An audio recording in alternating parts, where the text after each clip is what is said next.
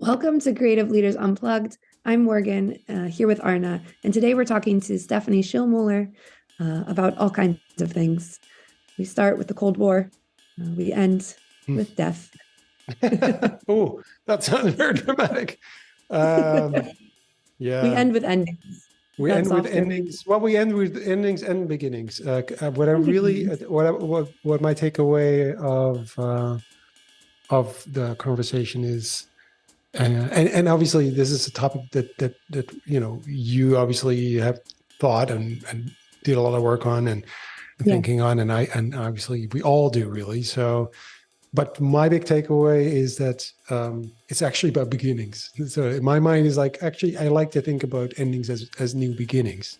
And so I know it's a different, it makes maybe less sense because it means maybe something different, because it's not about that there are no endings, but it's just more that something kind of comes from that. And so thinking about continuation, right? There's a continuation. If you embrace that, you say, well, what, and if you can design that, and you can think about that. And anyway, so that was my Yeah. And I think the thing for me that I took away from this, because of course, Stefanie is a trends researcher as well. So she's looking at how things are changing and developing. But that transition space between, it's not just, okay, there's an end and instantly there's a new beginning. There's also that transition. And so also talking about her childhood in Eastern Germany and how she experienced then living in China. You know, there's these transition phases of in between what was and what will be. And that to me was really interesting because of course there's endings and they create space for new beginnings, but that transition is always interesting things happen there. Yeah, exactly. By the way, I love your nails. Sorry, people, yeah, for the listeners, they're very, very blue, dark. Blue. It's a fantastic color. Blue. It's one of my favorite colors. Blue. Yes. Yeah. You talk with your hands, so they're in my like they're these for we. They're great. Sorry. I think that what Stefanie's doing, her research, her trend research, and is sort of looking into, not only what is now, but what is in the future, what she called, digital immortality, was also something that I was kind of, I know it's there, but it's sort of fascinating topic, right? So really, how do we deal with that? And how are we, especially now, obviously with our realization that all this AI or machine learning is out there and what it can do, so we could kind of get a glimpse of what is possible. It's just a glimpse. There's so much more that we don't know of, and that's still going to happen. If you add that to digital immortality, it's like, I don't know if I'm comfortable with that, but it's still fascinating. It's really interesting to think about. Yeah.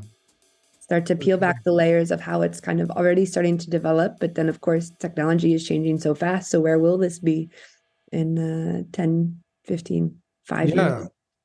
Yeah. And so end of life of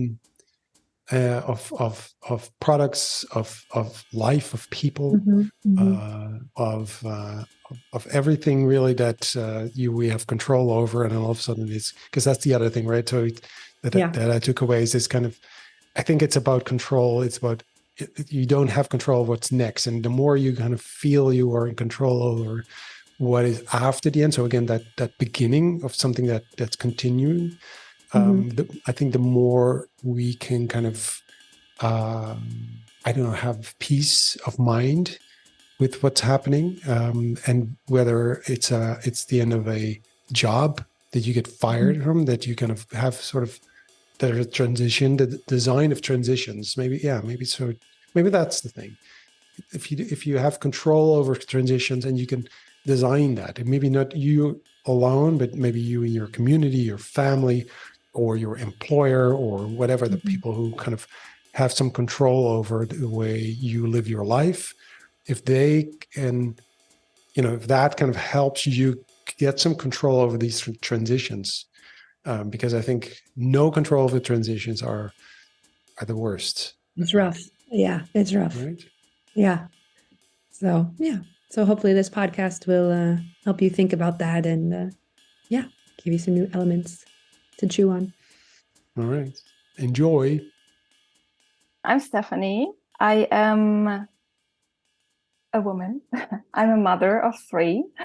I am someone who's living in between cultures for as long as I can think. So I'm a German living in the Netherlands. I lived in China before. And at the very, very beginning, I grew up in Eastern Germany and lived kind of with this reality of East and West, especially after my aunt, who was very close with from the very beginning. She left and actually left Eastern Germany to live with someone in Italy. And this was quite a traumatic experience because I wasn't able to see her anymore. So I always lived kind of in a comparison of cultures, me here, they on the other side. And I think this has shaped me and made me also quite a curious observer of everything that's happening around me culturally. And I was always intrigued. Why are we doing things the way we do them? Why are other people doing it differently? What can I learn from it? So this was maybe how I would introduce myself. Oh, cool. I'm completely intrigued straight away about the East and West, and growing up in East Germany. Yeah. Before the wall came down. Yeah, before the wall came down. Yeah. I was 10 when it happened. It's one of those moments I actually really, there's moments in life where people go, oh, you know exactly where you were when things happen. It's like when the wall came down. That's one of those moments. Yeah. Which is so I'll tell you where I was. Can you remember that, Morgan? I was not born at that moment. I know. That's why I asked. Just to show the difference. Recollections are a bit fuzzy. Yes. Yeah, a little bit fuzzy. Yeah, exactly. So for people listening, Now you know the difference in age here. Because I do remember I was in Norway, and it was just on a newspaper. So this is also no Twitter, no social media. It was just a newspaper, and it said that the wall was gone, and we were like, and that was in Norwegian, and I lived there at the time. So, but Norwegian wasn't perfect. I was like, is this saying what I think it's saying? And because it was such a strong part of our kind of our reality, if you will. Such a huge thing. I grew up with that. That was a thing, which was odd. Now looking back, it's like that was really weird. But like many things that if you look back at it, it's so odd. Yeah. But you obviously experienced that from the other side. Yes. What do you remember? Yeah. Well, when it happened, I was sitting on the couch on the sofa of my parents, and we were watching TV, and we saw all these people sitting on the wall in Berlin and celebrating. And I was 10, so I really had the urge. We have to go there. I don't know. I want to be there. And certainly, there was a lot of lots of political action happening beforehand, and we were living actually close to Leipzig, where all the demonstrations were. So we were well aware of what's going on. And so we sat there, and I don't know if it was the weekend directly afterwards or 2 weekends after, my parents actually said, okay, we go. You really want to go? So I remember that we went there. We went to the Berlin Wall, and there were little boys with a hammer hammering pieces out of the wall. And my father was just like, oh, let me help you with that. And he went and he was hammering against it. And the boys were so happy because all of these big pieces fell out. But then my father took them and said, oh, thank you for the hammer. So you can go on. No, he shared. But I also still have in the, like behind me, there's still a piece of the Berlin Wall in my cupboard. And so this is what I remember. It was also a big disappointment because there was not much behind the Berlin Wall back then. So Exactly. I really wanted to Bravo magazine, which was the Western German youth magazine with all the artists in it. And so this is what you wanted. So we had to walk for really I don't know, an hour before we found a shop where you could buy this magazine, and then we had to walk all of this back. So it was a little bit of a disappointment that the beauty paradise, the beautiful paradise that I was expecting behind the wall was not really there. But yeah, this is it. And when you said it's a weird experience, I mean, it often comes back. Like when I had to register in the Netherlands when I came, I had this weird encounter with this woman who took my data and filled in my name and address and everything. And then, the country of birth wasn't in her scroll down menu, Eastern Germany. She's like, it doesn't exist. And I'm like, yeah, but this is where I'm born. And she was like, well, can we not put in Western Germany? And I was like, but I'm not born in Western Germany. So sometimes you have those weird situations where they have to find an extra field for you to fill in where you're born. But that's for now. Yeah, right now it's really funny to think of that. Still, it's interesting, right? That you there's a I don't know. I think there's a theme. We'll come back to this. I'm pretty sure because this must have had such a tremendous impact on you. But I'm still curious about sort of the days, leading up to that moment, or maybe even the months leading up to that moment. Was your family like? Did things change? Because that must have been such a huge moment with you also having this paradise in mind, like behind. Bravo magazines everywhere. Yeah, it's this door, and then it's like, Yeah. You often receive like almost all of the families somehow had connections in the West and had family in the West. So you would get like packages that were always super smelling like perfume, and then when you open them, there were presents in it, and that you couldn't buy. So I had a smell in mind, and also there were shops. Actually, it was quite a brutal action, actually. So if people had West money from Western Germany, you could spend them there.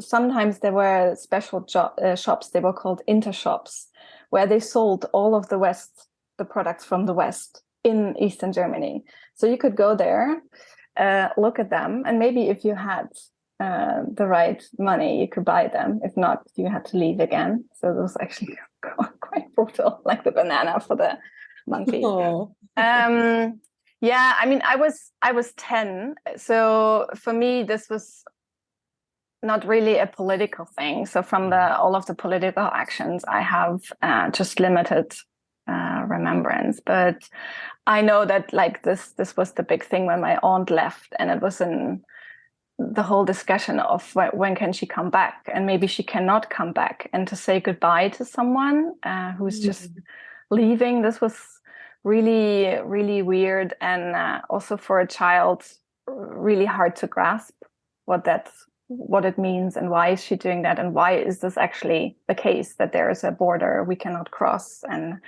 you grow up with it; it's your reality. And I had a really beautiful childhood, so it was not all bad. So for my parents, they were like demonstrating and protesting locally, I guess, but not at the big demonstrations in Leipzig or Berlin.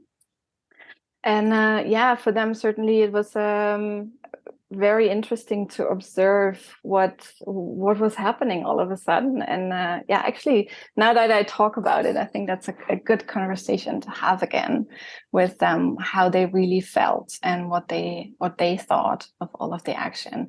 But certainly for them, it was also, I mean, it was the sister of my father, so he was very much looking forward to also being able to see her again without restrictions. But we also had family in other parts of Germany that we could reunite with. So did that happen? Was that the moment where you were like, oh, let's go visit all these people? Because I don't know.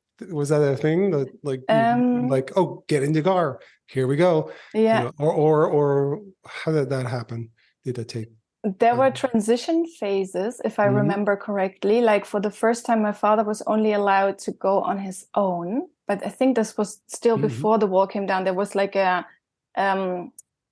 transition phase where there were less travel restrictions. And I remember that he went to my great aunt, who was living in the northern part of Germany, who later on was the reason to do the research I'm doing now. So, and funny enough, it's also connected.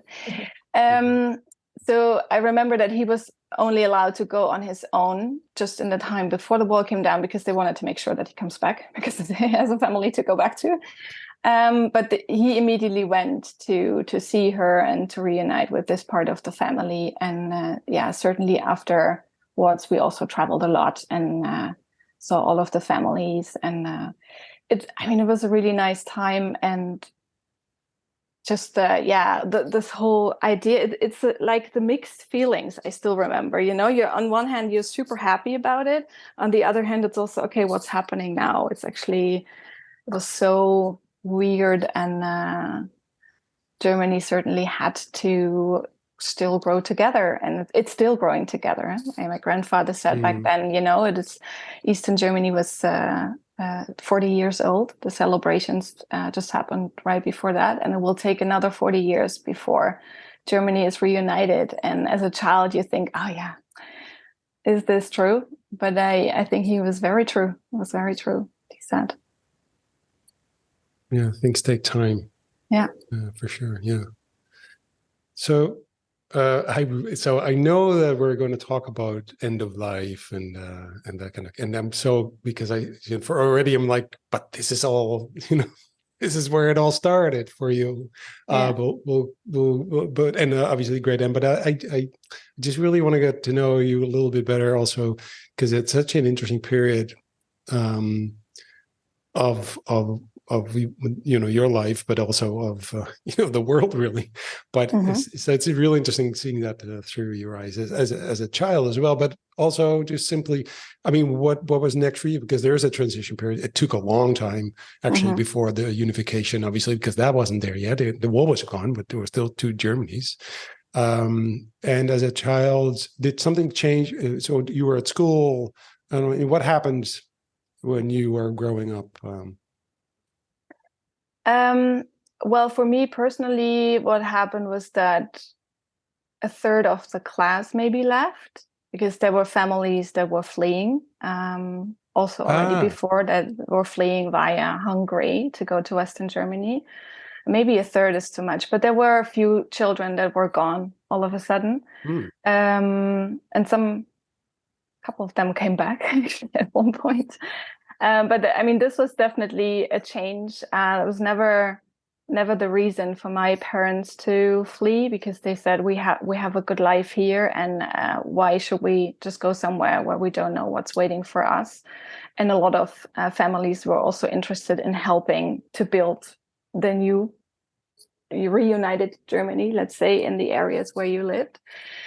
But yeah, so from the point of my classroom, that's what I remember, that a few seats were empty. And the nice thing, certainly after school, we always went to the local shop, to supermarket, to see if there are new products. And really also, it just went step by step. I knew that chewing gum was the first thing that got replaced. And then we had the Western chewing gums that had there were always little pictures in it, in the foil, on the inside of the foil there was like a cartoon or so this was the crazy thing. And then I don't know, they replaced the yogurt, which was always super sour in the East, and then it was super sweet in the West. So these are things I remember. It's really funny. But it just went step by step how things changed. But other things actually went really fast. How if I think of the school system, because quite quickly we adopted the Western system and how this was set up. And thinking back, this must have been quite a challenging time and period for teachers as well. And certainly also some teachers that were very political and close to the regime also had to go. And I remember that some of them I also really liked personally, because they also, some people had to join the party because for a certain status and for the right to work. But maybe they were not all brainwashing us, for example. Some were also just really nice people, and I remember that also some of them had to go, and the others that stayed certainly had to make a really dramatic, systematic change and switch overnight almost. Mm-hmm. Yeah. Which asked a lot from them, also for lots of companies. So my father was working for a how do you call it? A building. So they were building roads and everything like roads and pavements and stuff like that. Infrastructure. Infrastructure work, and certainly, but this was a state-owned company, which then was changed into really, really their own company, and they had to run it, and they had no idea of marketing and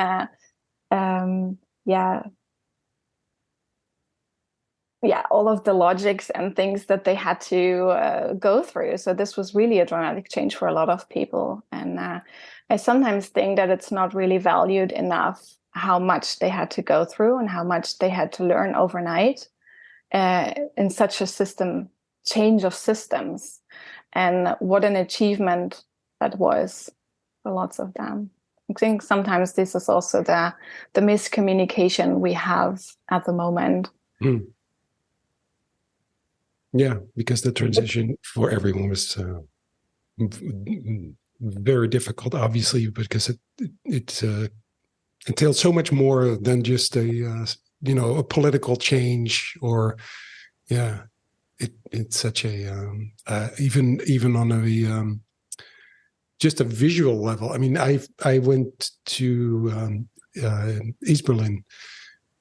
I think a couple of weeks after the wall came down, and just the even the colors of the clothes of the people, of the we all know the images of the cars and the such a huge as if you stepped into a different kind of universe almost. It's like a different time as well. So like black and white movie all of a sudden became colorful.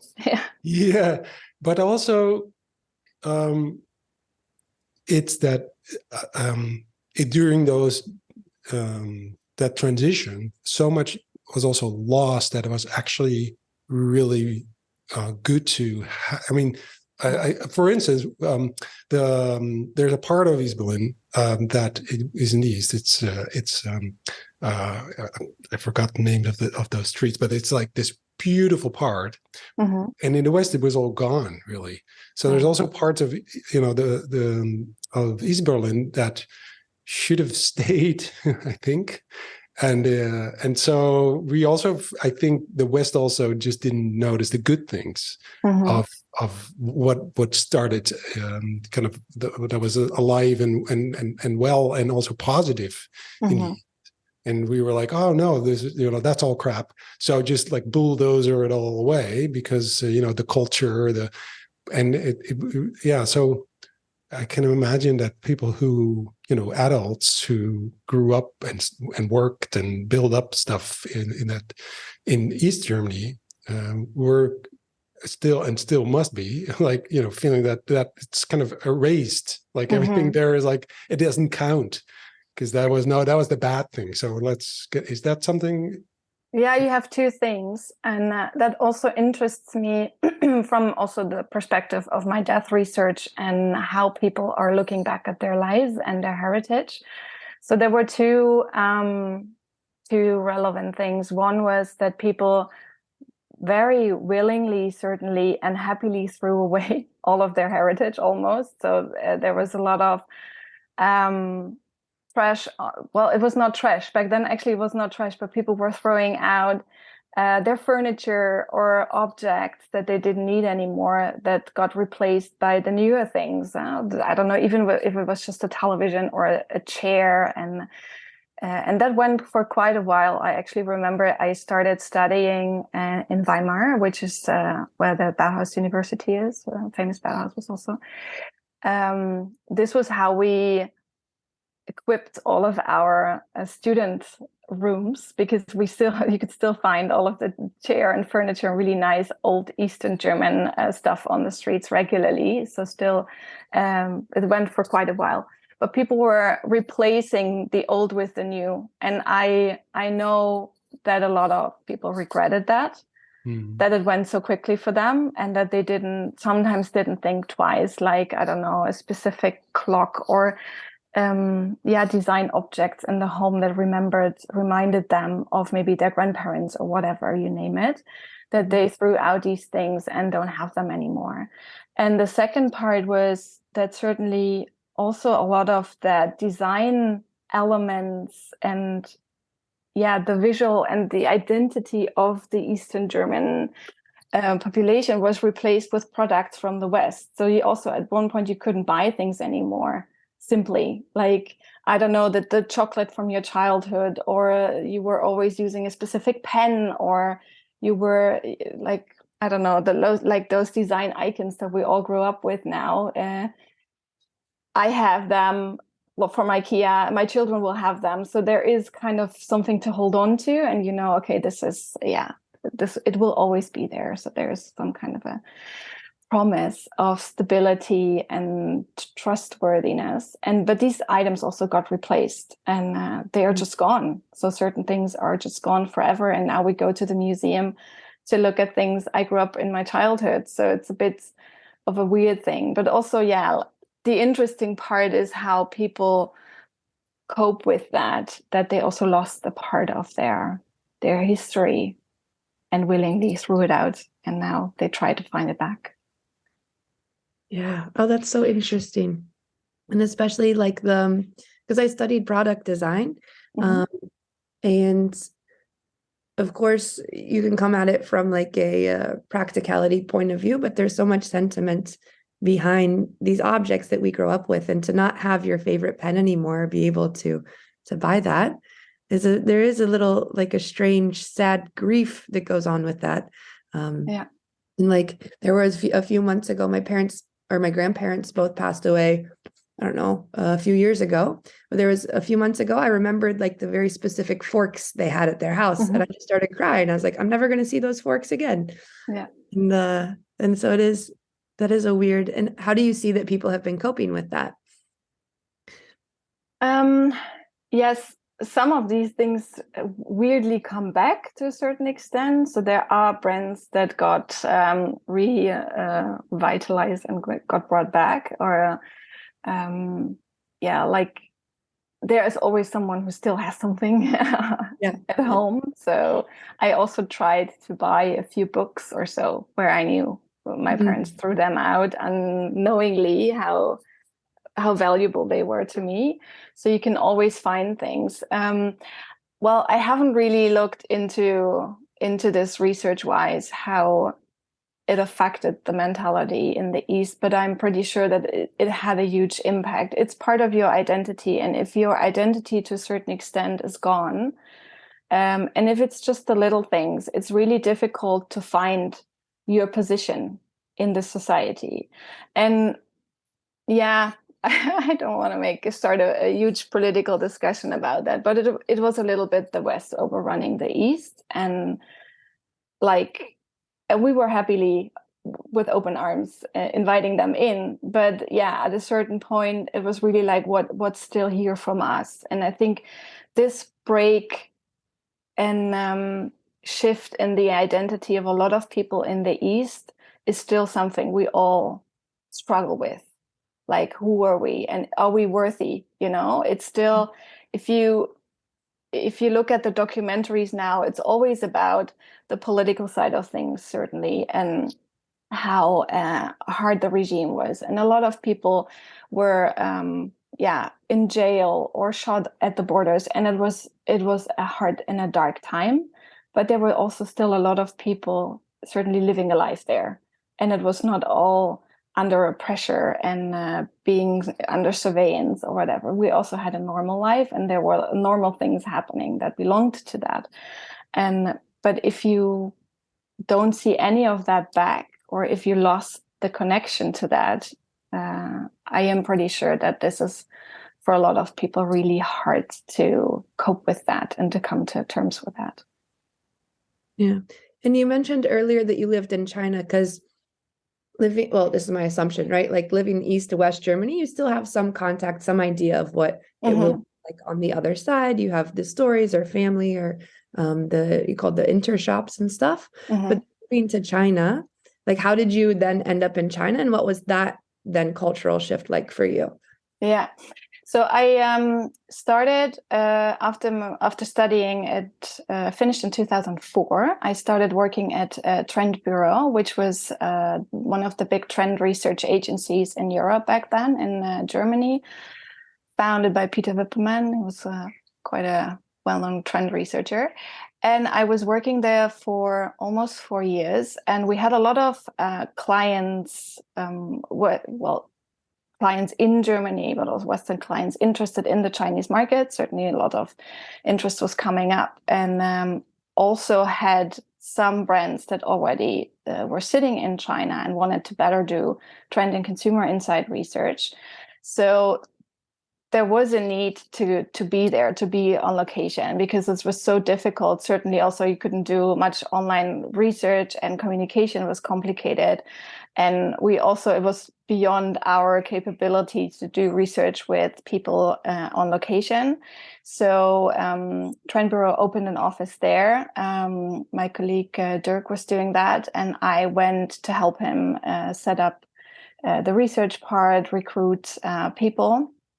And it was in 2008, right before the Olympics.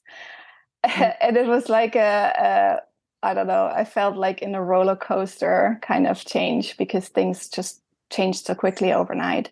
Certainly they wanted to prepare for the Olympics, and I mean, huge districts of the city and parts were just disappearing. I remember I was staying in a compartment building on the, I don't know, 10th floor. And I always had to walk through one of those hutongs. So there's older areas of China, of Beijing, very typical, like the smaller huts. People were sitting in front of it, selling food that they just cooked, or doing their things. So I had to work through these small and narrow streets of this hutong to get to the office building where we were. And it was gone overnight. Really, literally one of them. It was a few streets, so they just tore them down, and also planted a few trees. And then the next night, the next row of houses was gone. So change came very quickly there. And I always thought, but now where did people go, because you just saw like the demolished buildings, and there was a black net over it. And a friend of mine then told me, but if you see that the white dots on the net, it's for the planes coming in. It looks like a parking lot from up there, so they didn't have to get rid of the gravel. They just put like a parking lot looking like net over it for the time being. And then later they planted trees there. I found it horrible, but people that were living there longer said, well, maybe for a lot of people was also a relief, because they all got a house or an apartment in a big apartment building with central heating and water. And for most of them, it would have been better. But I'm also pretty sure that big parts of them also got pushed out of the city to find a place to live elsewhere. So to a certain extent, some of the places I went to, it felt a little bit like going back to the eastern part of Germany. Yeah. The vibe, but it certainly was also quite different. But the change, the pace of change I've seen there in those 4 months was really dramatic. But it definitely also had to do with the Olympics and a regime that just completely turned everything upside down. Yeah. Without asking. Yeah. The pace of change is, that's one thing, obviously, because it is about, you don't even have time to go through a real transition, right? So, because you need to kind of let go, you have to be able to go through that transition and feel. And even if it's a transition you don't want to go through, but if you have to go through, you're going to have to go through that, those steps. And if you don't get that time, if they just put you, even if they put you in a better the apartment in the case of Beijing, and being kind of cynical, I'm thinking, yeah, I don't really think that really happened. But even if it did happen, I mean, that is such a big change for people. So, I mean, you know, rationally, you might go like, well, we have central heating now, but emotionally and psychologically, it's not that easy. To your, you know, your story of, you know, the East Germany and West, that paradise, you know, yeah, it kind of was. It wasn't what you thought, right? Because it's more things are more complicated. But you know, regarding China, I mean, I've been to Shanghai not too long ago. There too, you saw, and it wasn't as radical or not as speedy as with the Olympics in China, but in Shanghai also, there you see sort of the older parts of the city, which are actually, you know, if you go through those, and it's still probably they're gone now because it's a few years ago, so, because they basically demolished those older parts of the city, and what they put in place are, you know, the things we all know from big cities. It's like the same, everything's the same, but it's also the social cohesion. I think it's gone. So you know, the apartment is great because the older buildings probably were, you know, there were poor living conditions probably, for sure. Like in Shanghai, you could see in the older neighborhoods where, you know, if you walk through those little streets, you could see there, you know, the buildings they don't have some central heating. It looks really poor, et cetera, et cetera. But everybody knows each other in the little streets, and you know, there's neighbors, there's communities, right? And then they're being put into these new building blocks, and then, you know, it's like it doesn't work that way, I think, because I mean, maybe new communities will emerge for sure. Neighbors will get to know each other for sure. But that, you know, but you're throwing away not just buildings, you're throwing away communities. So I think that's probably also what happened in Eastern Germany. And to your point, you know, like their, you know, children from the class disappeared. You know, they were gone. But new things will emerge. But there's that transition, right? Yeah. And I think that's what we're talking about. Right, we're talking about transitions, and so going from A to B, going from one situation to another situation is not. I mean, you can talk about this one situation, and then you can talk about the new situation, but it's actually the situation in between, which I think is probably the more important one, because that makes it possible for you to reconcile with both where you came from and where you are. And we forget about transitions, I think. Yeah. Is that something you recognize?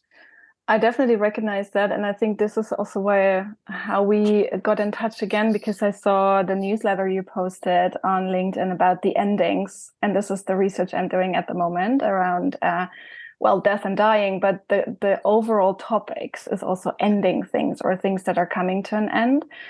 And as an umbrella theme, what I'm observing at the moment is that with transition actually comes the need to end things, but we're really bad as a society in ending things. We're really good in starting things, where we always want to be the brand that has the next big thing going on, the next product launch. We're thinking of innovations. I also get invited by my clients for innovation projects. We're really good at thinking about the next step, the next level, the next career move. But we have a hard time in ending things. And this is, it is complicated sometimes. But if we could find better rituals for endings, and also the willingness to bring things to a good end, it's the better transition that we can facilitate. That's what I'm sure of. And one of the parts that I was busy with at the moment looking at is, for example, how all of the recent restructurings and layoffs of big corporations are done, that are also not bringing relationships to a good end with their employees. We've all seen the Google tweet where employees came in the morning and they had to scan their passes, and if it was red, they were fired. If it was green, they were allowed to walk through. Or Twitter employees actually asking via tweets if they are still in the company or not. And there are a number of different examples, but if we want to do a transition and a transformation as a company as well, we have to look at these things. And my theory, but I really think that we should get better at starting and ending things and coming to good closure for the sake of a good transition to something new.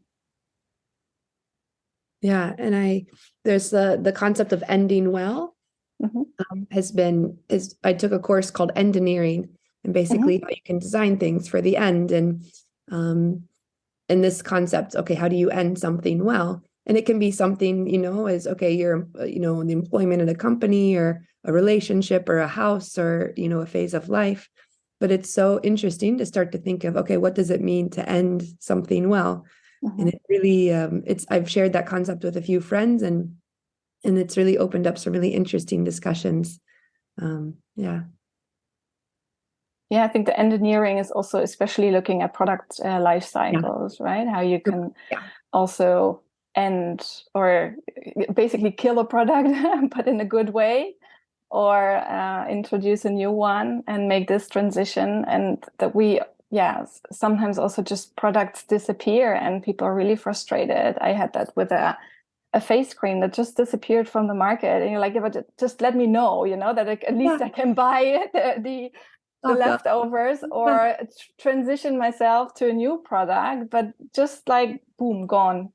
Find something new. And that's interesting. That's a really interesting thought, because although that seems like trivial, right? The product that, it's just can't buy. If you go to a supermarket, sometimes there's a product that you always bought, and all of a sudden, no, we don't have it anymore. We go like, but that was my peanut butter. It's gone. And this is trivial in a way, but even in a tiny little instance, you go through the same thing. And obviously it's not as huge as losing your house because of the Olympics, or your you get the red light or whatever that happened at Twitter, where you're like, oh, I lost my job. That's not trivial, but in a way, it's sort of the same kind of almost. We don't think about these things, or we don't care, or do we don't want to care about these things, even, or we can't care about them because they're too complicated, or they take too much time, or too much effort, or something, or to even think about that.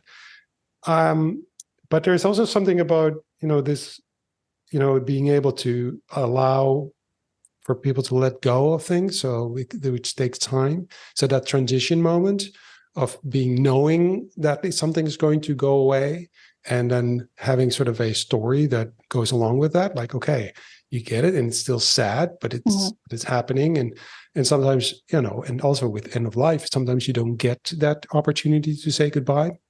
Sometimes people just disappear. And I'm getting addicted to these podcasts that are like these cold cases and people. So I'm just listening to it's mysterious. Someone disappeared and they can't find this person, right? And this whole podcast about searching for this person, and they never find these people. And so those families are left with this big question mark. And so I was listening to one story where they actually found the body of a missing person years after that person disappeared. And that was good news. So that was such a relief for the family, because they kind of, now they knew. So we need closure, right?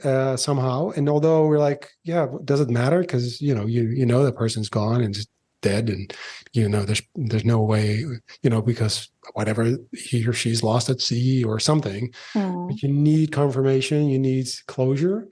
And it has something to do with that transition, right? It has something to do with this idea of moving from one state of mind to the next state of mind, or being able to say, okay, I can let go of this. And even if, if you're losing your job, you're losing your house, losing a loved one, losing your face cream, if you get confronted with it, it's like, oh, all of a sudden there's a gap. There's something. There's emptiness there. Yeah. It can be a little bit, maybe trivial, or it can be a big one. And so how do we deal with that? Mm-hmm. Or is that just something that can we actually deal with that? Is there a way of making that more positive or better or? Well, at least already to face these things, to face endings, you can try to position yourself and see if you can make this better. Because I think sometimes we don't like to look at it, at those endings. In the case of your podcast, I think it's also, maybe it's not closure, but it's more like a logic element and a missing piece in the story. And the ending of a story matters the most sometimes. So you really have to end the story for you to make sense or to work with it and that you can continue. So if there's a missing piece for a lot of people, this is a problem. But overall, I think, we should start to look at endings more. And do you think it's a problem? So I'm just thinking, is this something that is a sort of so if we consider sort of our inability to kind of deal with endings, or let's consider that as a sort of a thing that's what we're talking about. We have a problem with endings, or dealing with endings, or designing the right endings, et cetera, et cetera. Is that a modern problem? Is that something that has that been like this in the past? Because we are kind of, in consumerism, this kind of the individualism, this kind of all these things. I think they play a part in in the way we consider who we are and what we're. So, for instance, we want the rewards of our work now in our lifetime, and not passing them through to next generations. It might be nice, but so we were especially in schools and business, it's about short-term gains, short-term profit, short-term kind of rewards, and not about long-term. I think this is a big difference between maybe family companies and stockholder shareholders companies. Is that something that do you know anything about, that there's been a change in the way we look at endings, end of life, end of cycles? It's a quite broad and maybe also philosophical question. So overall, I think it's easier to monetize beginnings than endings, certainly. And we're also living in such an accelerated society that there's always the next thing waiting around the corner, and the next new launch or event or whatever coming up. So it's really also, even if you wanted, hard to end things. In terms of end of life, the thing, or the issue is that we outsourced everything around the end of life so far away from us that it's not in our hands anymore to bring things to a good end. But what I observe is that people are trying to regain this opportunity and try to bring it back to their own living room or into their own hands to end things better. Yeah, that's a good point. Yeah. And they said, because of course, looking at end of life now, like you mentioned, Stefanie, like we really outsource things, right? We no longer have to deal with it or face it. Even we can kind of look a bit the other way, and especially with end of life, but then also with clothes and with objects and products. Like you used to have the glass milk bottles, and when they were empty, you still had to hang on to them and put them on your doorstep for the milkman to come pick up. Or your clothes, you couldn't just go out and go buy a new shirt. You had to repair the one that you had. So you kind of had to face and encounter the end, or the transition cycle a bit more, which then makes you think about things and have a different relationship with it than, well, let me just throw the shirt away and go get a new one. And so I think definitely there's been a transition in how we handle these things or not. But yeah. Well, it's about losing control, I think. I've done some. I did a project where we did the customer journey of people who were actually at the end of their life. So, which is interesting because that's a customer journey that ends, and usually, customer journeys don't really end there. In this case, it did. But actually, while doing it, we thought, well, actually, no, it doesn't end because there's family and there's all these other people that actually are there. They're still, and so it doesn't end. It's just a matter of perspective. But one of the things that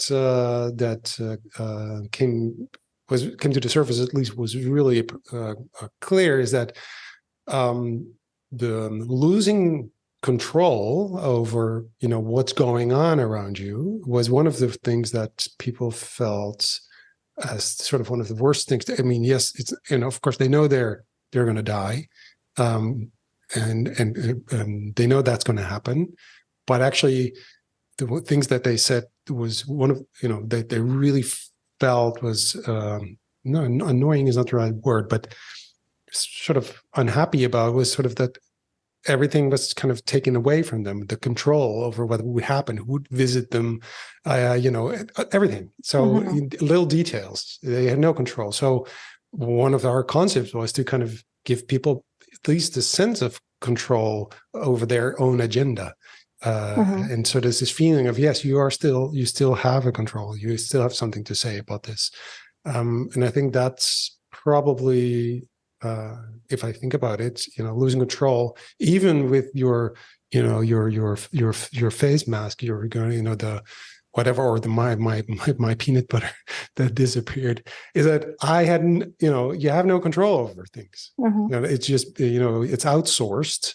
And even sometimes you don't want it to be outsourced. You have, so I think it's, is control, is that a thing that in your research and in your work, is that something that you come across as an issue? Control, definitely, but it's also knowledge, because especially in terms of end of life, we are just not knowledgeable enough, since death and dying has been outsourced for so many years and put away from our immediate visibility.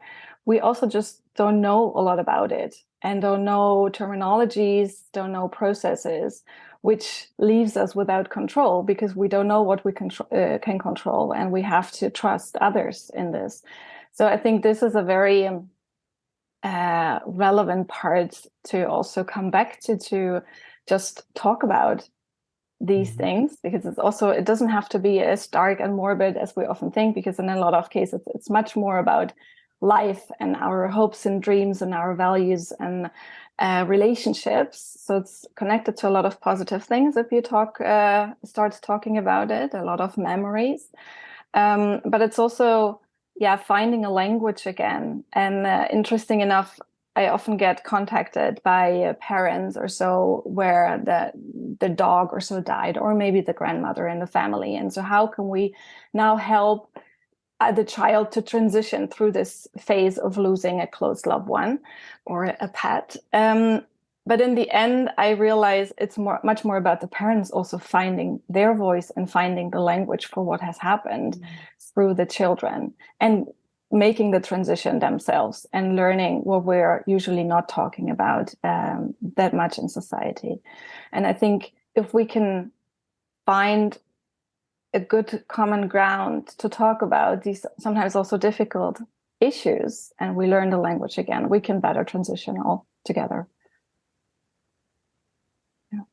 And then comes the control again, and then you regain the control with it to link to your question. So it really reminds me, not that long ago, so my parents are in their 80s, and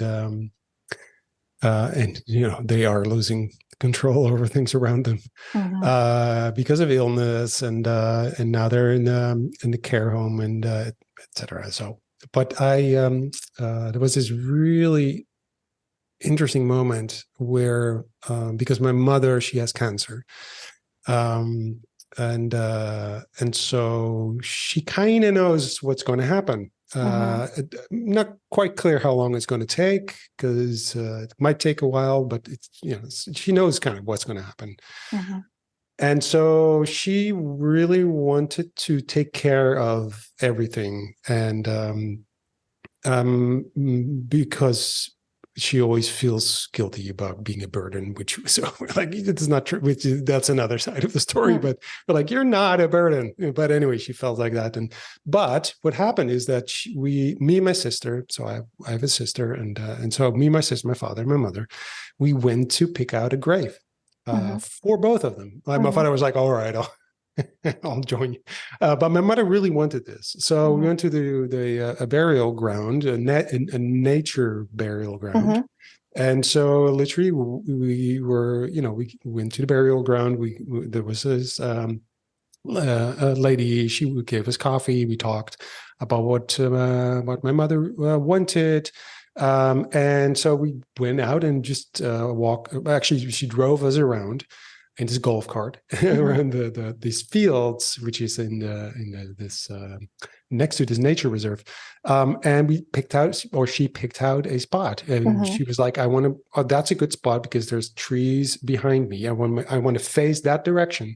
Yeah. And that's a really good. And that burial ground will also kind of stay." When it's full, basically they'll close it, and it's given back to nature. So, which I thought so, and that it was like it was just me, my father, my mother, and my sister. We just we had a walk in. We're like, "Oh, this is the place. Yeah, this is nice." So we got the coordinates, and this is it. And so my mother was so happy and relieved. She said, "I'm almost looking forward to it." And so we're like, "Oh." I don't know. I wasn't very emotional in a way. It was like almost like, yeah, this is okay. It's okay. It's good. And we did it together. And we weren't crying. We were not such an emotional family in that sense. At least we don't show it. We are, but keep it inside for later. But that sense of control of your endings, I thought it was such a beautiful way of doing that, and such a almost like, why don't we all do it that way? And I was because they're right at, when I was home, I was like, oh, I want this too. I said, we were looking up, are there some, is there a spot left for me? Because I have never really thought about it. Yeah, I mean, this was also one of the parts why I started with this research, is seeing such a situation and going through such a situation 3 years ago with my great aunt, who didn't have the chance to make a lot of decisions herself, because her health deteriorated quite quickly. And then it was not about choosing the nice plots and having the nice conversations. No, it was about really a short period of time where we had to do a lot of quick and hard decisions. And it was really so little about her and us and our emotions. It was really about,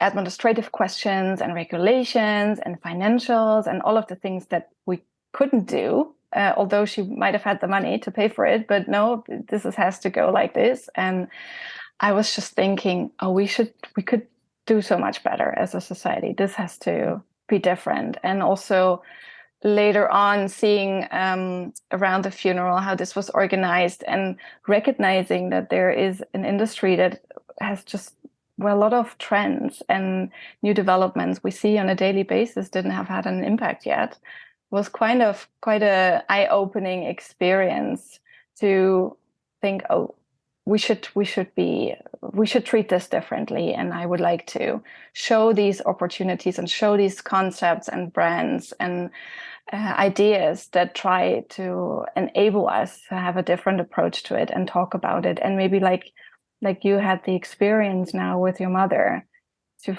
walk through this very difficult period a little bit lighter, and spend the time with your loved ones and talk about the things that are relevant, and not talk about Excel spreadsheets and payments and insurance questions and stuff like that. Yeah, for sure. because those practical things, they kind of do. I mean, they're there, so it's easier to talk about. So, for instance, they still have their house; it needs to be sold, and so there's all that administrative stuff, basically, that it's easier to talk about. That's easier if you're talking about emotions. For a lot of people, it's difficult because I don't know. It depends on the family, obviously, and who you are. Because with my parents-in-law, it's very different. They do kind of show emotions more easier than my family does. But the sense of I took care of things also, and I said a little bit. I talked about my mother being a burden, but I think a lot of people will have that feeling that I want to leave something that is a positive thing, right? It's not just about. It's not. So in a way, the ending is also a beginning. Right. So the ending is not, I mean, it's an ending maybe for some things, but there's a beginning of something. I mean, your face cream, you have to replace. It's a beginning of a new relationship with your, my peanut butter. Actually, it might even be better. Who knows? Or worse. And I'm still sad because actually it's worse. But so also with end of life, it's the beginning of something else. And if you feel that is a positive thing, I think we all want to kind of have this, at least most people, I think we want to kind of feel that. So like my mother, she feels really nice about this because she's, it's taken care of. We don't have to take care of that. It's all sorted out. And I really like the fact that I can visit my mother's grave, which now sounds, because she's still alive, so that sounds weird. But still, emotionally, I think that I would take my kids to that spot, and it's a beautiful spot to go to as well. So that's the other thing. Like, it's a positive thing to go to. So in my mind, I would, if ever my kids want to go to my grave, I want it to be a nice thing. Like, not it's like, yay, let's go. But right, it can be a positive thing. I mean, that's also, currently what you can observe is this increase in interest in natural burials, like you've already mentioned it, to select a natural burial spot, but also to look at what do I leave behind, actually, and maybe I could become a tree or a feeding ground for something different. So, there is a lot going on in Dutch design as well, around the loop mycelium coffin, or actually human composting. That's already legal in the US. Tell us more about that. Tell us more. No, seriously. I mean, I actually don't know what's going on in Dutch design around that. Or in so design in general. Overall, the end of life space is quite interesting to look at in the Netherlands, because regulations are less strict than in other countries. So you can take the ashes home, for example, and you can do something with the ashes, like a memory object, or create something out of ashes. Sometimes they make them into like diamonds, and so people will wear them. Diamonds is a very that's the classic thing, and that's what people often negative about, because it costs a lot of money to have a diamond ring. But you can turn ashes into little stones. Or I know of an artist here in the Netherlands. She paints with the ashes, so she mixes ashes into color, and then she makes a painting with it. And there are lots of opportunities at what you can do with the ashes, but also, like, overall, all of the regulations are a little bit less strict than in the rest of Europe, and especially in Germany. So there's more freedom. And I think also culturally, the Netherlands are different, because you still have like open caskets, or like people get brought back home for a viewing, so that the family can say goodbye, which is not so common anymore in other European countries. So there's more openness also to talk about death and to tackle these topics. And I see a lot of interesting concepts and solutions coming up in recent years, and especially also around urns. So there are students experimenting with bioplastics that they generate from sewage water. Actually, there is an urn vessel that created with sewage water bioplastic, or like with different papers, or there's a coffee ground based urn. But also there are, these are more the concepts that are lesser evil than what's out there at the moment, but there are also really regenerative approaches, like I mentioned with the loop mycelium coffin. So it's a coffin that's not built out of existing material, but basically gets grown through living organisms. These are the mycelium are the root structures of mushrooms. So they can grow in a shape, in a mold. They can grow a coffin-like structure, and then you can get buried in it. And the promise is that you will, basically the body gets taken back into the earth much faster than the traditional way. That's what I want. Coffin. That's what I want. Yeah. And this is also the idea of giving back. Yeah, giving back to nature, maybe becoming a fruitful soil rather than rather than trash that's left in the air, in the earth, basically, because we're actually polluting the earth quite a bit with current burial practices. Yeah. Yeah, I want that one, the mushroom one. Yes. I'm not okay, kidding. we'll write that down. It's recorded. So for when I forget to kind of put that in my will, because that's another thing. You go like, I don't even have a will. Sometimes you hear about people having a will, and then I go like, oh, should I have a will? No, don't know. But that, so there, I want that. It's such a that's a thing in the sense that sort of this, the circle of life, like in the Elton John song. This idea of being going back to nature in a way that you were born from that, and now you're kind of all the building blocks will kind of return, but not kind of polluting the world, the planet with your body. So having sort of, again, that's a positive contribution. Sort of, again, it's so because it's again endings. In a way, you could say nothing really ever ends. It's always the beginning of something else. Yeah. And so maybe we're not talking about endings, but we're talking about new beginnings. Yeah. And if the new beginning is actually something that is positive or contributes something, or you have this feeling that something you can pass something on to a next generation, or that is a positive thing. And that gives you maybe some kind of more peace of mind, even when things are difficult to leave. But there's still that.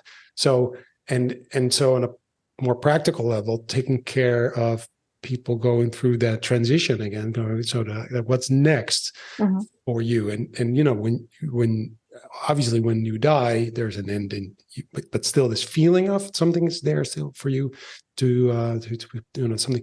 I think this is why people, make things like art and or want to belong to something bigger than themselves. So there's something that stays there. This. And I was reading this book about the search for eternal life, and it talks about people, all the things people do to kind of stay alive forever, and it also talks about freezing your brain and all that stuff. But which is like, okay, this urge of living forever, we want to live forever, which probably is terrible if it happens, by the way, because what if you have eternal life? I wouldn't go out on the street. What if you have, you were supposed to live forever and you get hit by a truck? That's really bad. I mean, that's like, he didn't die young. He died. That's someone. Wow, that's a horrible kind of thought. Anyway, that's a whole new topic. But it's just like no. But the idea of looking for eternal life also is about belonging to something bigger than yourself, right? So that sort of was kind of talked about in that book, where people also want to kind of, which is, for instance, religion, but it's also about being part of this whatever football club or something. Being a big because it's bigger than you. Mm-hmm. And that stays. When you die, that's still there. And so, and for instance, if you are a true believer in something, and that's such a big part of your life, that's actually bigger than your life, you can't also convince people that you're wrong, because it's not about being right or wrong. It's about eternal life. Mm-hmm. So if someone can, I mean, if someone comes to the door and says, I believe in this, and I want you to believe in that too, and you have evidence that that person is wrong, and you say, no, yeah, I have news for you. I have evidence that your opinion is wrong about this topic. That you're amazed that they still don't believe, or they don't change. They don't go like, oh, I didn't know that. Oh boy, you're in, because you're taking away something bigger than being right or wrong. Mm-hmm. You're taking away eternal life. That's sort of the whole idea of that, kind of what that book was about. But I think there's such a truth in that. So, you're looking for something that stays, and that stays when you're gone. Mm-hmm. And it's like a foundation or bedrock of something you can rely on, that you that's not going to change. mm-hmm. Right. And I think, we have this idea like, okay, our favorite yogurt is going to be here forever. You don't think about it. You just think it's a given. And then your favorite yogurt is somehow not the same. And it's, oh boy, okay. It's something that impacts. Yeah. But it can be better. I mean, we just learned that, it can be sweeter yogurt, and you go like, But still, there's nostalgia about the old yogurt. If you would have, this silly question, but if you could taste the yogurt of your childhood, would you like to? Yeah, the why sour not? one? You go like, be curious about that? Sometimes I would like to just time travel, just Mm-hmm. for a day, Right? just to go back as a researcher, as a curious researcher. Yeah. Because the stupid thing is that just like retroactively looking back at things, like what are the things I would like to do actually, or the questions I would like to ask someone, or so that's just what after. What kind of places do you think you'd want to investigate? Well, I've done a lot of food research projects in my life, so definitely food has always been kind of a core interest, because it's so elemental for a society and for a culture. It shapes us, what we eat, what we drink, what role food plays in our culture. So I would investigate that for sure. And I would love to look back at times without digital communication tools and how that felt and went, and also just sometimes to remember also all of those transitions that we went through. When I started in 2004 working at the agency, we were also still communicating via fax machines, sometimes getting image rights from the big image banks. And I'm like, okay, sometimes I feel like a granny, but so much has happened in such a short period of time. Yeah. So this would be definitely a thing to also look back at and be more mindful about all of the developments and how they shaped us. And so I think that I mean, you're probably well aware of this because we kind of mentioned this as well, but your experience as a child, where something big, a country basically ended, a culture ended, and then something new started. Is that something you're consciously aware of, that is such a that's still something you're doing? I know that you said, your great aunt kind of sparked that research, but listen to your story, obviously your childhood, growing up in the East, and then the wall coming down, et cetera. It's all about transitions and endings, right? Is that something that you're conscious of? I was always conscious of my role as an observer of change. I was never so conscious of how actually, I had to face a lot of transitions myself and how they inspired or influenced me. So it's an interesting thing now that came out of this podcast interview for me as well, to look at that. So I always felt like, okay, I'm a good observer because I've observed a lot of change over the course of my life. But I'm actually, I've been in the middle of it. So Big this one is too. So this is part of the identity and of a way of thinking. And it's interesting to investigate that further for myself.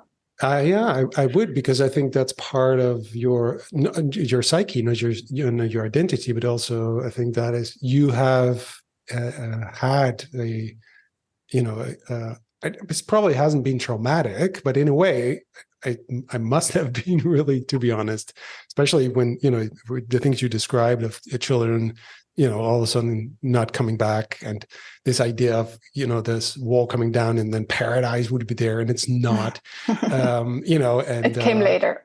It came later a little bit.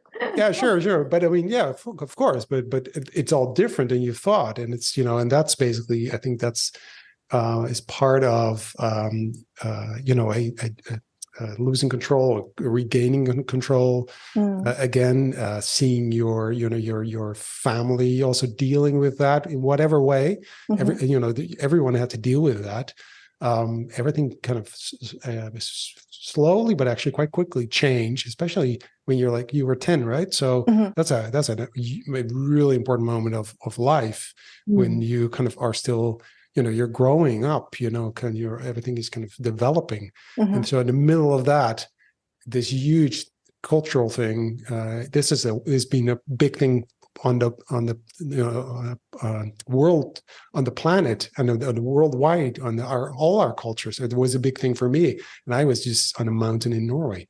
I mean, I was just like, oh, that happens. That's amazing, because I grew up with that. So for me, it's also part of my psyche, but way different than in your case. So that's my, this is my diagnosis. Thank you. Turned into a therapy session. Yes. Now, so yeah. No, yeah, right? Or am I crazy or what? No. It's definitely a good thing to look at closer again. How how this transition affected me and my close loved ones, and how we managed to get through it. So you can definitely draw a lot of conclusions from it and learn from it, and was also a shift of perspective for me in this talk. No, good one. Okay. I was going to say, it's also interesting because you're a trend researcher, and that's how things change. And in order to know trends, you have to know what they are and where they're going. And so you've also been experiencing this change a bit your whole life. Yeah. Maybe this was what brought me there. So I was always, like I said, I always felt like an observer, observing that the change that has happened. I loved future novels, and I was a big fan of Captain Future. Morgan, you might not know it. Maybe Arne knows Captain Future still, the TV series. So the future things and changes and shifts, and there was never an education for trend research back then. So now there is, but around the 2000s it wasn't. And I just remember when I read this one article about the work of my later boss in a newspaper, and he talked about trend research and being this observer and cultural researcher and analyzing those shifts and helping companies to respond to them. I felt like, okay, this is where I feel at home. This is what I'm doing my whole life already. So maybe I should do this for a business. And maybe it was secretly already inherited or in me all of the time. Yeah. Well, isn't it always really somewhere? There's always sort of I mean, that's why, I mean, it really, you connected so strongly to it. And but on another level, so I mean, is there a moment So you talked about your great aunt and experiencing sort of the way she kind of when she died and when the burial and all that, and that was a moment you it sparked something. You went like, huh, that's interesting. I would like to research that.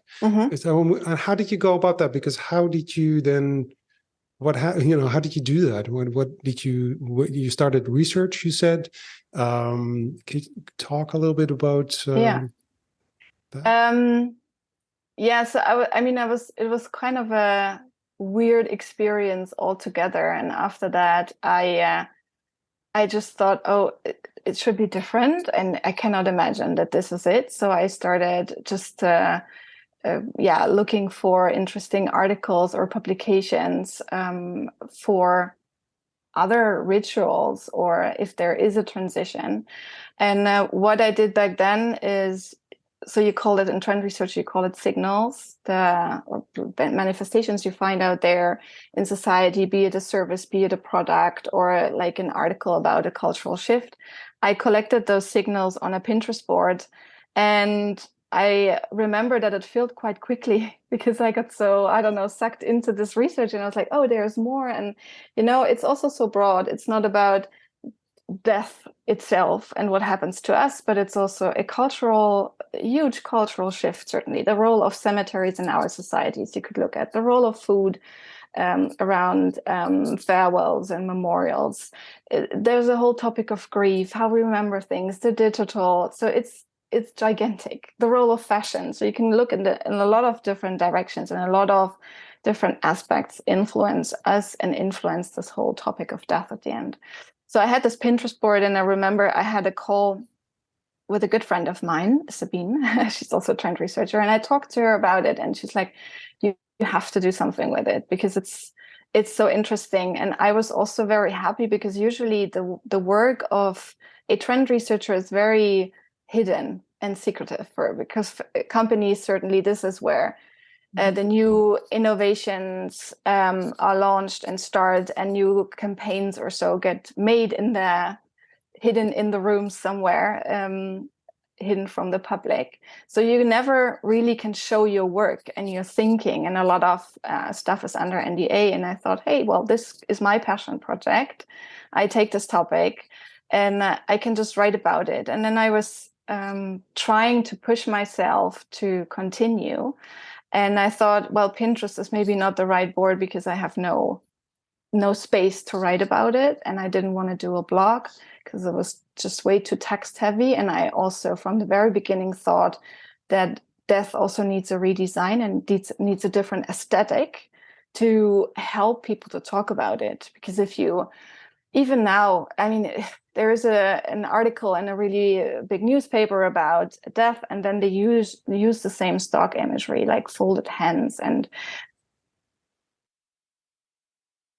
rows and blah, blah. So I thought, okay, I also need a different aesthetic. So where do I go with that? And then I thought I'll just open an Instagram account because I have a tile for a visual and I have a space for some text. And it's basically, I can collect all my signals there and write about them. And I started just doing this for myself, basically. And also the algorithm kind of pushes you into continuing to always post something. And I also thought, oh, it's just a really good outlet for me to structure my thoughts in a way. Mm-hmm. And what I didn't really expect is that it quite quickly grew, and that there was not only an interested trend researcher community that was looking at it, but also experts in the field from death doulas, end-of-life professionals, palliative care nurses, to other researchers in this area that started commenting on it and connected. And this was, the beautiful side aspect also, that it's not just researching. So while I am exploring the topic as well, I am already in touch with others that feed me with information and that are intrigued about my way of looking at things, and also the breadth of the perspective. Because in a lot of cases, like I said, a palliative care nurse would certainly look at only this area, but they often also feel inspired by a broader perspective and like what other links I'm doing. And and now I also often get actually feedback from just, let's say, regular people that are thanking me for the inspiration. And it's often a very humbling but also beautiful moment to see, well, maybe they found an urn, or maybe they read about a ritual, or just overall they regained control of the process because they learned, oh, there's so much more that I can do. And I just know what are the right questions that I can ask a funeral director, and where are the areas that I want to bring myself in. And maybe I don't want to take over everything, but at least, I know I can paint on the urn myself. I know I can carry it. I know that it's relevant maybe to have those last conversations, and I know what to ask now. So sometimes it's also these things, not just professionally, that are really, really make me happy and contribute to this purpose of changing this industry.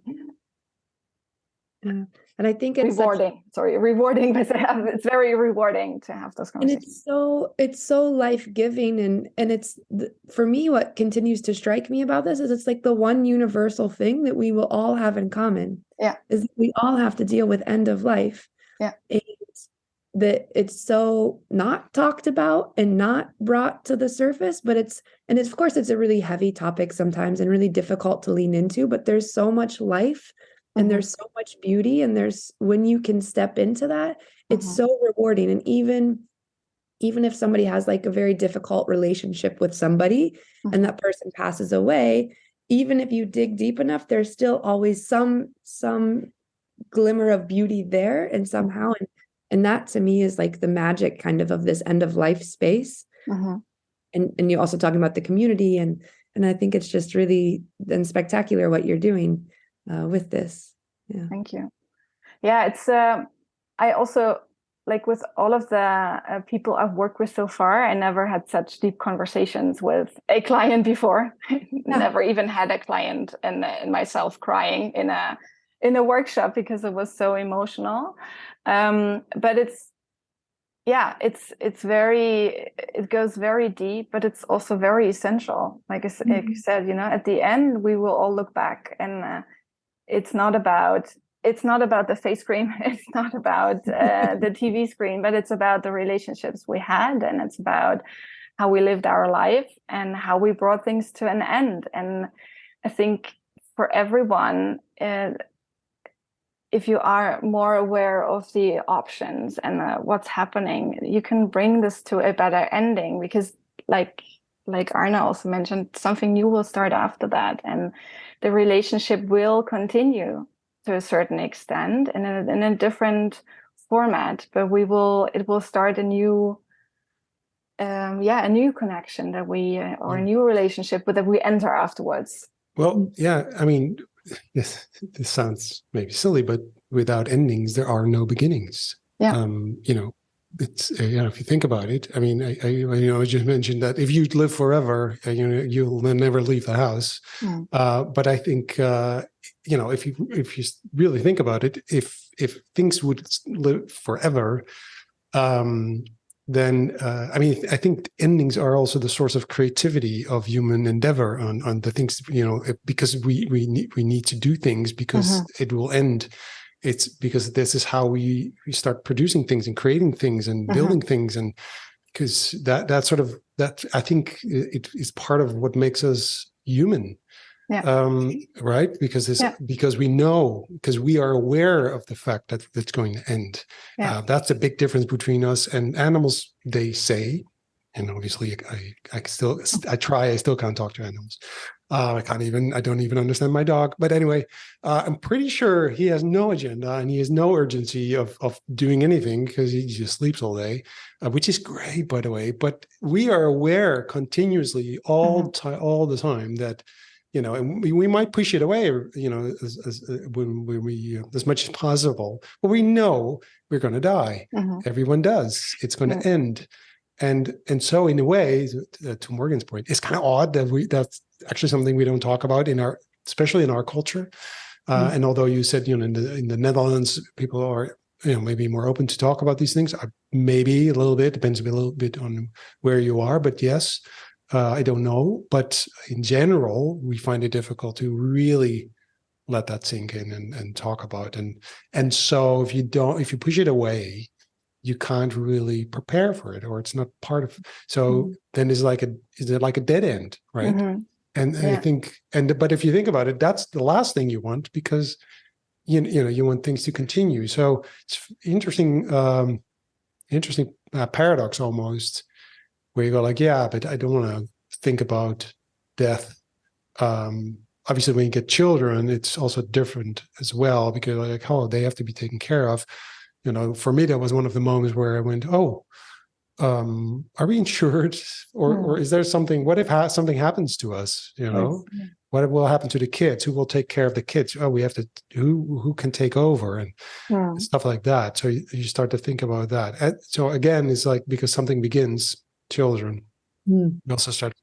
It's a confrontation with your end, which is, I think, but still, I think the positive side of ending, and also, be it your face cream, or a product, or something less kind of meaningful than life, but still it means there's something new happening. On all endings means that there's something new beginning. Everything that ends is an opportunity to create something new, and that's why that happens. It happens in evolution. It happens in ecosystems. Things end and begin, and so I think it's kind of odd in a way. It's almost like, do we actually talk about? Do we really need to talk about this? Because it's all around us all the time, and that's the one thing we don't talk about. Anyway, it's just sorry. I was like, this is a weird podcast. In its breadth, we sometimes don't talk about it, although I really believe that death is not a taboo anymore. We just sometimes ask questions that are way too big. So let's talk about death as, okay, yeah, well, I don't know where to start, but in my experience, finding the smaller elements to it, actually people are very happy and willing to share stories, and especially around their grief and how they remember their loved ones. So it's really maybe finding more on a granular level the areas that we start talking about it and where we can continue with it.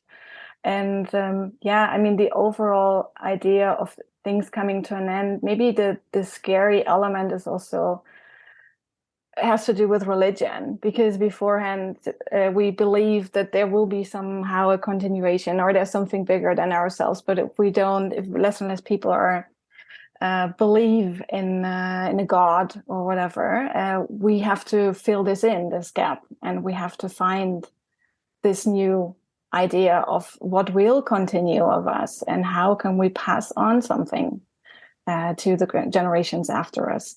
So maybe that's the challenge as well for lots of people, to not be scared of that it will just be over and then you're gone. And that's actually not happening. That's always been the discussion at my home with my father and my mother. My mother is more spiritual, and sort of she's the artist, and she was like, yeah, but there's more, between life and death. There's something going on. And my father's like, no, when you die, you just switch off the light. When I was a kid, I was like, I don't know which one I prefer. I rather go with my mother's version of this, but I don't know.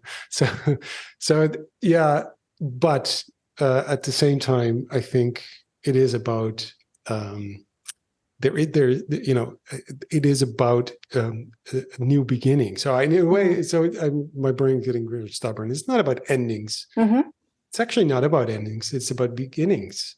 In something else, and maybe that will kind of, at least for me and for my family and friends, and I established that I'm very old at the beginning of this podcast, and then stuff happens around you, and friends and family, and where I actually really need to think about it as beginnings. And the saddest thing is when someone, and I just heard this story of a young lady, she's in her 20s, who is so unhappy that she actually, she has very bad depression, that she's going to end her life.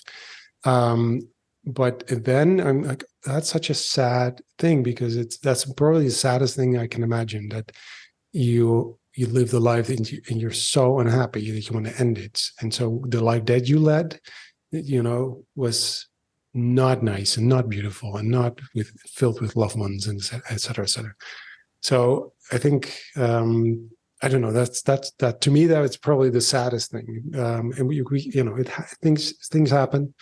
Unfortunately, terrible things happen, bad things happen. But if you have the opportunity to kind of, have especially people around you, I think that's, and have that feeling of continuation, because people knew you, and whatever you leave, your story kind of still remains with them. I think that's part, at least for me, is like, I think that's part of why we produce stuff, and maybe, people write stuff or paint things or leave things. You want kind of something to kind of be left. And yeah, so it is a bit of my story is it's going all over the place, but this is my brain. That's my brain. It's my dyslexic brain. Sorry.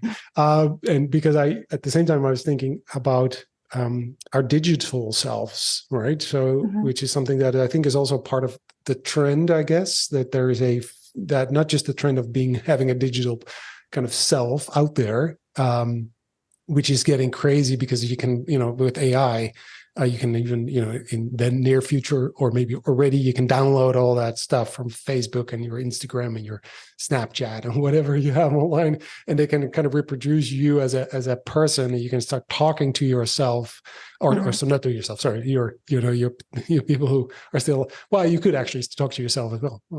Thought about that. Anyway, I can have a podcast with me. That's a really bad idea. Sorry, dyslexic brain. So how do we deal with that? I mean, how do we deal with our, this digital graveyard, if you will, which is kind of really weird. I think that's so weird, kind of being on a Twitter handle or a Facebook page of someone that passed away, and it's still there. Like, is there anything in your work that you've, you came across? Yeah.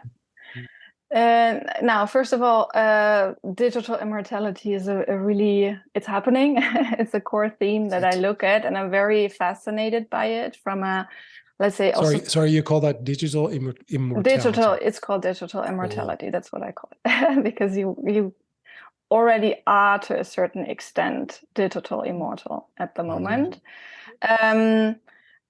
So just think of all of the data that you're leaving behind on a daily basis in your email accounts, in your photo clouds, in your NFTs, you name it, all of the connected home devices, you're leaving traces, all of the photos you're collecting and things like that, and the comments on social media. So there is a lot out there that will outlive you in the future. And there are opportunities to do something with it. So, I mean, there are already chatbots that can read all of the available data and create a chat response that might sound like you. Like there was this documentary about the life of Anthony Bourdain, this famous chef. He also died by suicide, I think, 3 years ago, unfortunately. And there was a documentary coming out later on, Roadrunner, about his life. And he is basically commenting the whole documentary. And they recreated his voice with AI based on all of the data that was available of him. So he could speak in his own documentary, but he basically never himself said those things.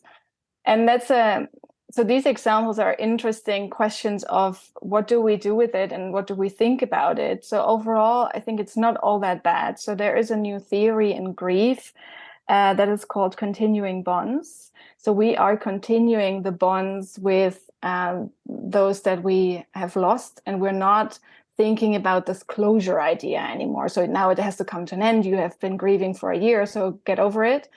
But we acknowledge that grief, like love, will stay forever. So there will be a shift in the relationship. Certainly it will not be growing or actively being continued, but there will be a continuation of this relationship. And there are lots of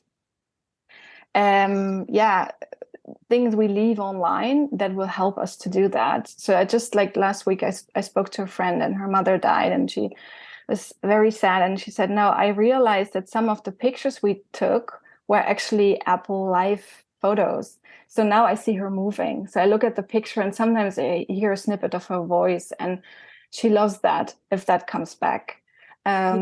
There were those examples of, I also had that I get reminded. So like those automatic reminders from social media platforms that someone has his birthday. And it was, it's coming back every year, of a friend of mine who already died like 7-8 years ago. And sometimes that can hurt a little bit if this is out of your control and not coming in a good moment. But there are lots of opportunities to continue this bond thanks to those new digital technologies and the life we live online. So we will also grieve online those people. But on a philosophical level, it is the question, what if they can create and recreate an avatar of myself? That's actually already happening in China. I just read it, and it's possible since beginning of this year, that they try to create this avatar of a deceased loved one, and then he can speak his own eulogy at a funeral and can interact with the family, so they can ask questions. And I think there are discussions to be had from a philosophical and legal point of view as well. Like, who owns this data? What are we doing with this data? What does this do to people? And the more I don't know, I'm just also thinking of like, we unlock our phones with facial recognition. In the US, you can clear bank statements with voice recognition. So how can we avoid that this is misused in the future? Because people are already long gone, but they are still there to a certain extent. So I think this is a very interesting area where we should look at. And if you want a very practical answer, so while writing your will, you should also write a digital will, which includes just thinking about what should happen with certain accounts. And it doesn't have to be very complex. You don't have to give passwords to all of the devices and all of the services you're using, but just think of the big ones. Do you want Twitter to stay open, and then, or do you want it to be deleted? And what's happening with maybe Instagram? Should certain accounts get into a memorial state or not? And who should get a master password? So these are just a few things, and it starts with awareness about what we're leaving behind, and awareness about our wishes, what we could do with them. Yeah. Just So sorry, it's a gigantic it's a gigantic field. I know. Okay. I think my kids have my password anyway. So interesting thought. Yeah, in a way, as long as, this is a thing that also new generations will experience it differently, and they will think about it differently, and et cetera, et cetera. From my point of view, I think it would be weird if this is all about postponing the real end, as if it, as if it's not happening, right? And I think that's because then, and then and it's also about, talk about losing control. You're not alive. They actually can kind of continue the relationship with you when you're not even there. It's really such an, I don't know, it's difficult, I know, to kind of comprehend what that actually means. But to extend, it's their decision then, right? I mean, if you have your wishes written down and they don't, there's no collision of interest. Sure. They continue to have a conversation with you. That's the question, Isn't that then their new beginning? And they say, well, okay, the real Arne is gone, but we will continue to talk to the well, my daughter would be Arne. like, especially my daughter thinks I talk too much. So they're usually like, oh God, she can actually shut me up. She'll like, ding. Okay. So this is about, we went into the sort of a future kind of, scenarios right here. So is that because that's kind of already happening, right? So it's not, do you see anything else if you look at the future or is this just going to continue, or what do you think if you look at trends that we're seeing now, and then trends that we see emerging, and how do you see the future? Well, with every trend, you also have those counter movements. So certainly, I mean, technology is always very fast and the biggest driver of change. And a lot is possible before we as a culture and as people can anticipate this change. So definitely what is happening around this idea of digital immortality or digital continuation of relationships is one of the big fields. And the counter movement I see is actually really going back to the basics and going back to getting active yourself again and taking things in your own hands. And this whole movement around death doulas, so let's say helper person coming in that is sitting with the family and the dying person and helping people to basically also die at home and to have a better death.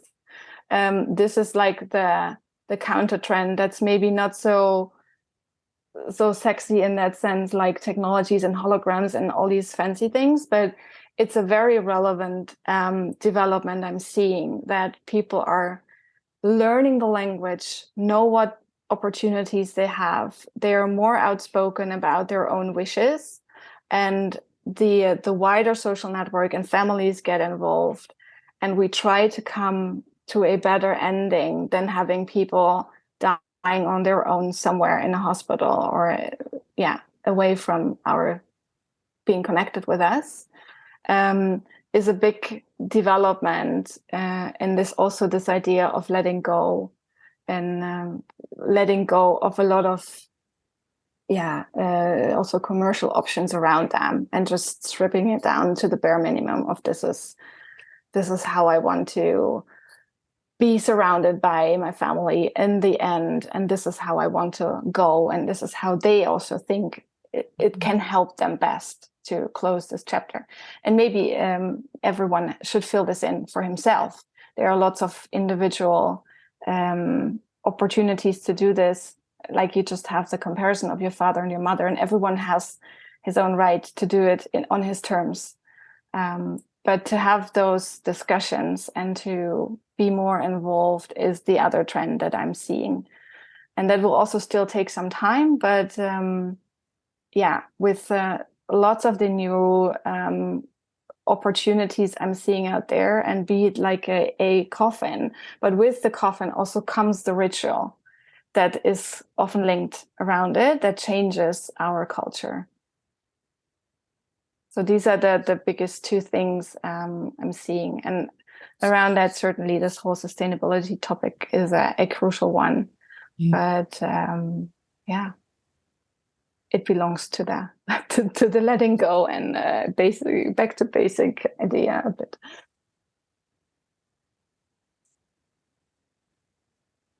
Morgan, Yes. This is a topic obviously that you're very interested in.